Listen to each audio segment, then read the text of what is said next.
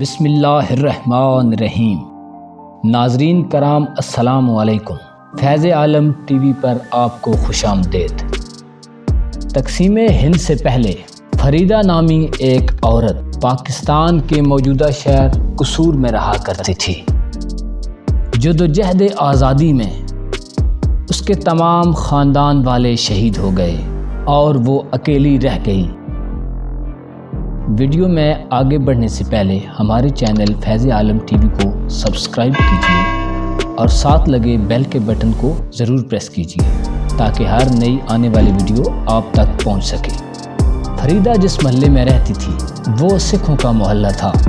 تقسیم ہند کے وقت جب لوگ ہجرت کر رہے تھے تو فریدہ نے ایک سکھ خاندان کے ساتھ انڈیا میں ہجرت کر لی، کیونکہ اب اس کا سرحد کی اس طرف کوئی نہ رہا تھا اور اس کے خاندان کے اس سکھ خاندان سے گہرے تعلق تھے۔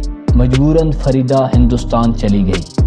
وہاں جا کر فریدہ نے کچھ عرصہ محنت مزدوری کی، لیکن ایک جوان عورت کے لیے یوں جینا آسان نہ تھا اور بالآخر فریدہ نے اس سکھ خاندان کے ایک لڑکے سے شادی کر لی، مگر وہ دل ہی دل میں بہت پریشان رہتی تھی کہ اس کا مذہب اس بات کی اجازت نہیں دیتا۔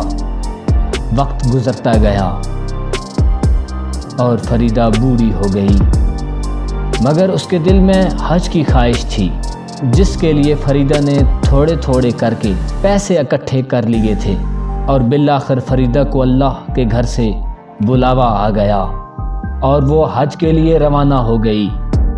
مکہ شریف میں پہنچ کر جب فریدہ کی پہلی نظر کعبہ شریف پر پڑی تو نم آنکھوں سے وہ خدا سے اپنے گناہوں کی معافی طلب کرنے لگی۔ اس پر یہ خیال غالب تھا کہ خدا جانے اس کا حج قبول ہوگا کہ نہیں۔ دھڑکتے دل اور روتی آنکھوں کے ساتھ فریدہ حرم کعبہ میں بیٹھی اپنے گناہوں پر پشیمان تھی کہ اس کی پشت کی طرف سے ایک سفید داڑھی والے بزرگ نمودار ہوئے اور اسے مخاطب کر کے کہا، فریدہ بیٹا، مبارک ہو، خدا نے تمہارا حج قبول فرمایا ہے۔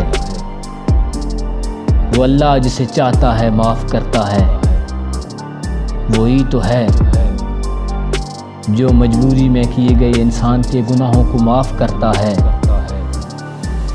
اور وہی دلوں کے حال سے واقف ہے۔